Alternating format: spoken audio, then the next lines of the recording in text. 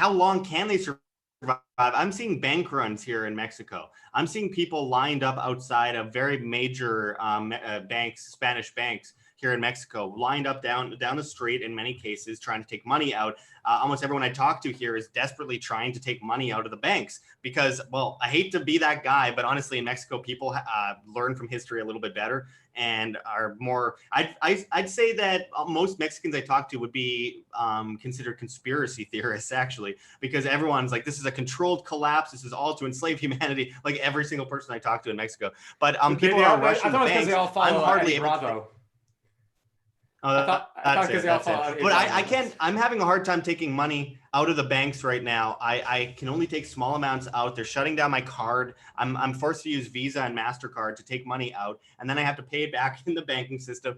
And they're giving me all sorts of problems. It takes like 7 days to get a payment right now at the bank. And I have like 5 bank accounts. I barely use any of them. They're all just for practical reasons to put in and take out. But with that said, nothing is sustainable right now. I'm just wondering how long it's going to take until we see all out complete bank runs, or are they going to go cashless first so that no one can take money out of the bank and they bail in everything? Stephen, we'll go to you first to talk about these bank runs that are I think very much a risk in the near future.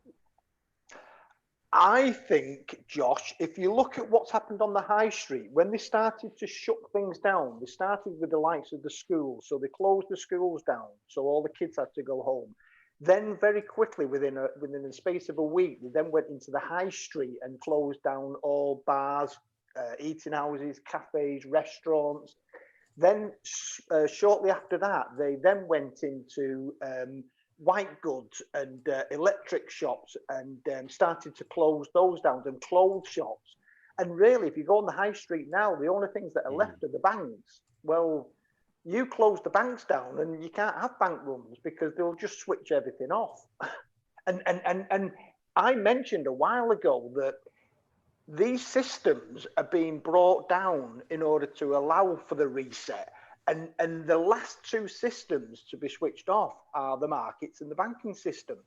Everything else, effectively, they're stopping flights, they're stopping all the trade, they're stopping movement of goods and services, or at least to the minimum. So if you go down onto the bank or you go down onto the high street and then suddenly you find your branch closed, I won't be at all surprised at all. Because, you only have to go there now and they're already stopping people going in mass. I think they've got this 2-meter rule. So if banks close tomorrow, if at least the branches close tomorrow, and then suddenly it then became unhygienic to access cash out of an ATM because of the virus, how can you have a bank run if you can't get your money? Yeah, it's absolutely. I can't imagine how this is going to end well for anyone. I keep telling people, take your money out of the bank, guys. This is the time to take your money out of the bank. If any time is the time to take your money out of the bank, the whole financial system is crumbling in front of us. And everyone I talk to still says, yeah, I got $9,000. I got $5,000. Even I got $1,000 in my bank. And I'm like, and why is it all in your bank right now? And most people say, well, because I feel safer with my money in the bank. But if we look back at history, it is not safer to keep your money in the bank. Honestly, in a good time period, yeah, sure, they'll keep your money safe, though it's not your money, it's the bank's. But over a long enough horizon, you're going to end up in a crisis like this, or like even a lesser one, and you're going to lose your money. Look at what happened in Cyprus, bail-in regimes. Look at what happened in the budget in Canada. In 2015, they put in bail-in regimes that essentially allowed the banks to take everyone's money, and they only guaranteed you 3% back in depositor insurance, which is absolutely horrible and nobody knows about this. And when I tell them about it, they go, oh, that's crazy. I didn't know that. And then they still don't do anything. So honestly, I've given up really trying to get people to take their money out of the bank. They're not going to, but nonetheless, this is why we talk about wealth insurance like gold and silver all the time, and hedging your bets with things like cryptocurrency. But Tim, what do you think? Bank runs coming soon to a town near you? I know we have John Snyson who has bankrun.org, so who knows? I mean, I think that they're going to that they're going to pay you whatever amount that they, if you have 200,000 in the bank, they'll pay you 200,000. It's just, are we going to have to print up, $55 trillion to go make the entire system whole, in which, that probably wouldn't even make the whole system whole. But we're going to go print up all this money. We're going to give people devalued money. So probably in the beginning stages, you'll see the dollar actually keep continuing to strengthen, which is a big contrarian thing that I've been talking about for a while, that during the initial stages, you see the dollar strengthen as people get scared, move more into cash, do the wrong thing, at the wrong time. So, the time to go to cash was, 2 or 3 months ago. And I do see some people in the comments. So Commodus is saying, keep it to yourself. You've got bad advice, Tim. So, I mean, I'd like to know in the comments exactly what bad advice. Never mind the stupid trolls. Yeah, we've had a lot of them lately. A lot of them. But take a look at. Man, so yeah. I'm on John's website right now. Let's go take a look at. Just how much the Fed's balance sheet has gone up. So I'm going to go to page 10 over here. I mean, look at that. I mean, you're looking at a complete vertical line up. I mean, just February 11th at Acapulco, I was talking about, listen, the Fed is like, and it's probably better if I just keep this back up on screen. My analogy that I used was, I go, listen, the Fed is basically someone that lost, they're 600 pounds. They got down to 550 pounds. And now they're on their way to eventually be getting to 1,000 pounds. Now, I said that, not thinking that they, I thought maybe they'd add, 5 pounds on at a time, or maybe 20, 50 pounds, but they're just going, boom, it's going to be like that guy over that Karstens, or like they're going to be a Job of the Hut pretty soon at the rate that they're just, it's eventually going to be 10 trillion, then 20 trillion, then 100 trillion, then a quadrillion. And it's never going to end. They are in the end game right now. There's no way to reverse this. There's no way they can ever raise rates. We're trapped, because if they did raise rates, their underlying portfolio would get diminished. So if they had a 10-year bond with about, let's say they've got $5 trillion, rates go up 1%, underlying portfolio loses $500 billion, which is why you see in the recent article that says everyone's saying, oh, look at this, the Fed is getting nationalized right now by the banks. Well, guess what? They're not really getting the Fed's not getting nationalized. The Treasury is in a first loss position, which means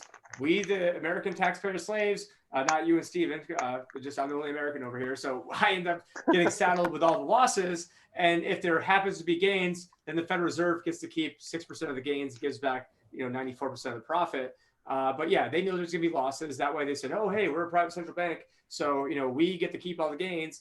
And then you slaves over there, you guys keep all the losses. What a great deal. And we only have to take on, $60,000 of debt for every family of 4 to get our chicken feed of 3,000. So complete screw job. But, what do you expect?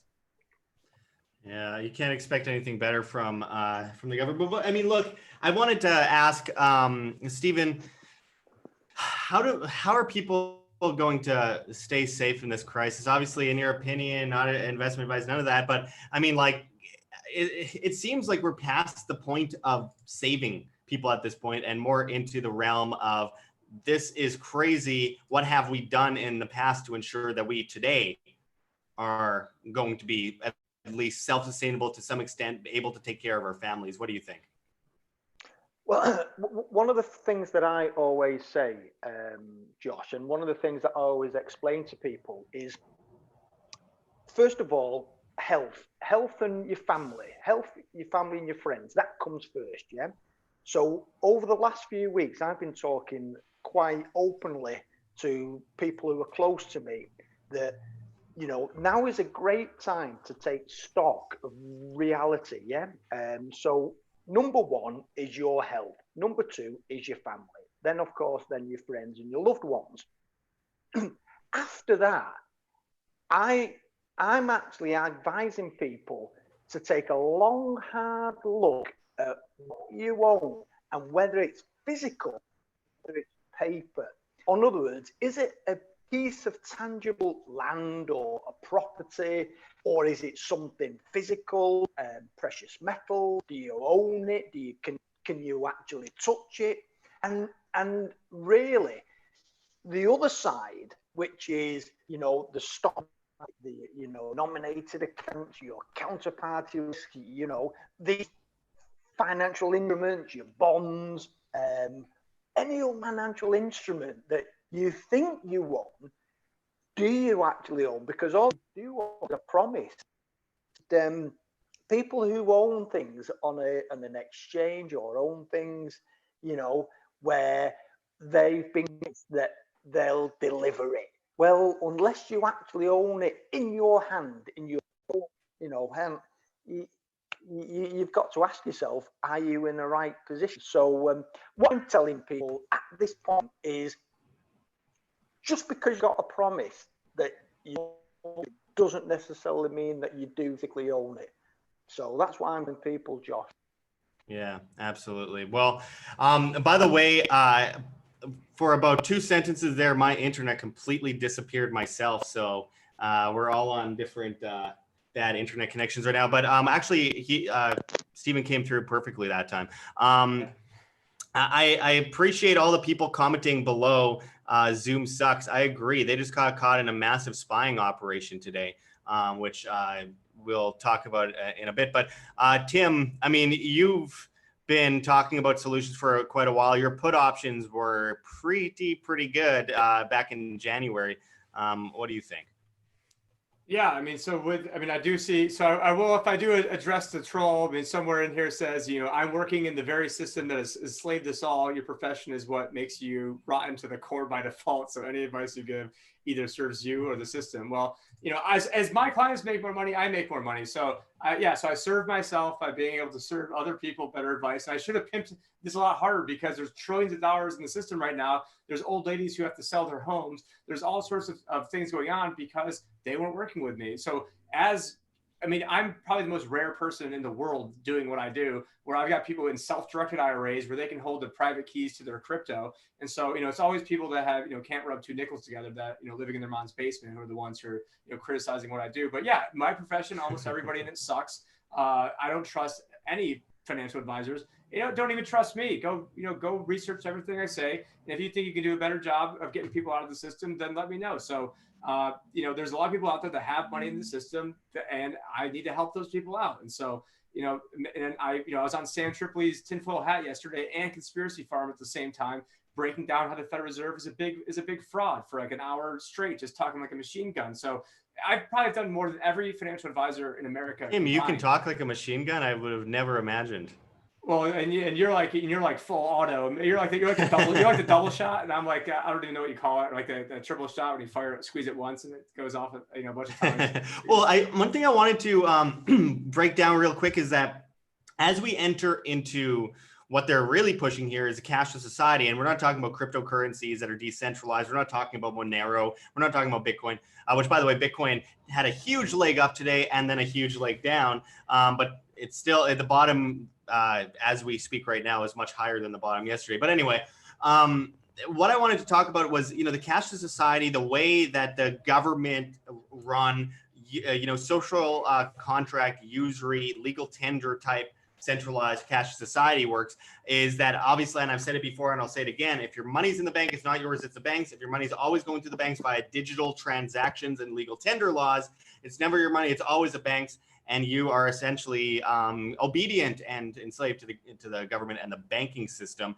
And as we see this massive power shift towards China, which I've been detailing in my past reports this last week, including my video on the Chinese global takeover, which I hope everyone checks out, I believe that we are entering into a time where they utilize this crisis to take away cash completely and push us completely into a technocratic system. And by technocratic system, I mean it's not just money. It's an identity. It is you. You are a number. You become a subject as a currency, and you can't spend your currency the way you'd like to. If you say something bad about the government online, like in China, you end up with a low social credit score, probably tied in with Facebook, probably tied in with a cashless system, maybe Libra, who knows what it might be. But then you also at the same time have facial recognition. You can be followed everywhere. You can be taxed in every single way possible. You cannot escape that system from that perspective. And essentially, they can bail in. You can't do anything about it. You can't run on the banks. None of that is possible in that system, which is exactly why it's so important to have that safe haven. And by safe haven, I mean multiple safe havens, competing currencies that are not run by the government, not controlled by central banks, cryptocurrencies, gold and silver, all these things, again, not investment advice, it's just common sense at this point, guys. And if you say Bitcoin is a mark of the beast. Well, whatever. It's your choice to invest in it or not. But the point is, we have many different systems, not just the centralized system, not just the government systems. We have many different ways to get around this. And when push comes to shove, they're going to crack down on that stuff very hard. And they already are to an extent. And I don't think it'll be successful, but nonetheless, they are pushing forward a completely centralized cashless system that is incredibly, incredibly detrimental to our freedoms going forward. Stephen, what do you think of the centralized cashless system versus what we see as a decentralized cashless alternative? Funny you should mention this, Josh. I reviewed the video that I did 4 years ago and I talked about a derivative coin. And if you recall, 4 years ago, we talked about taking the 1.5 quadrillion notional derivatives, the global notional derivatives, and effectively converting that onto, or migrating that onto a distributed ledger and convert that into a global currency. And I think I talked about a derivative coin. Now, years later, we're now looking at the ability of a reset. And I think, obviously you're aware of with R3, and you're aware of the notional idea of the banks getting together and building this super distributed ledger system. Well, I think that behind the scenes, they are building, or maybe well have built, a distributed ledger for the, and this will then become a global digital currency, which in theory could well become reserve currency. And the crazy thing is, most people wouldn't even know it existed. So what you've got is you've got a reserve currency that is traded globally amongst the corporations and the banks, but the man on the street, the average person on the street, wouldn't even knew it existed. And I think that is actually taking place, and you'll never hear it. You'll never hear it in the news. You might get snippets, you might get people talking about it, but I think behind the scenes, this 1.5 quadrillion derivative book has begun the migration, and I won't be at all surprised if we're halfway through it. And what we're witnessing here could well be the byproduct of that migration. So I think somewhere down the line, cash, as we know it, the paper cash or the plastic cash will become obsolete. You might have coins, but most of it will be done via contactless payments. Yeah, and we've already seen that to some degree in places like Sweden. You have to use a chip in your hand in many cases to pay for public train tickets. But what I find interesting is I think the era of the chip is kind of behind us. They use the face, they use facial recognition. We're seeing that currently. Like what you see here, OM, don't forget to check the links below. GoFundMe, Patreon, Subscribestar. We really can't do it without you. We've been so insanely shadow banned, about 90% at this point, and 95% demonetized. As Susan Wojcicki, the CEO of YouTube, comes in and says that she is shutting down quote-unquote controversial content and cutting out the views on this controversial content by 70%. She's been bragging about it. We need your help more than ever in this battle for truth in information. You guys are what keeps us alive, so we really appreciate just even $1 a month makes a huge difference. If everyone could give just $1 a month, we wouldn't even have to worry about competing against the mainstream propaganda networks. You can also donate to our Bitcoin address on the screen for you to scan if you please, as well as in the comments and description. Liking and sharing makes a big difference as well. And finding us on alternative social media platforms like float.app, that's flote.app, makes a huge difference. We're at Josh Sigurdson as well as at Wham. Float is replacing Facebook, YouTube, Twitter, Twitch, Tumblr, Reddit, and Patreon all in one with encrypted private messaging, and of course monetization on videos for creators, live streams with super chats in crypto, and most of all, no algorithm, because at the end of the day, it's all about reach, guys. This is all about actually reaching people with the message and waking up the public. You can also find us on Instagram, Twitter, Minds, BitChute, all sorts of different platforms. Try to follow us on as many things as possible, because very soon this channel will very likely just be completely deleted from YouTube, and you'll never see us again, and you'll be stuck with only the mainstream networks. Also, come on out and see us at Anarcho Vegas 2020 in Las Vegas, Nevada in July, where such speakers such as G. Edward Griffin and many others will be speaking. You could use promo code WHAM on your VIP tickets and save 10%, as well as buy extremely cheap tickets for just $20.20. You won't find a cheaper conference than this with such amazing names. Check anarchovegas.com for more information on that. We hope to see you out there. And anyway, I really appreciate all of you guys joining us. You make it possible for us to survive in this volatile, propagandized climate. Until next time, this is Josh Sigurdson signing out from World Alternative Media. Find the truth, be the change.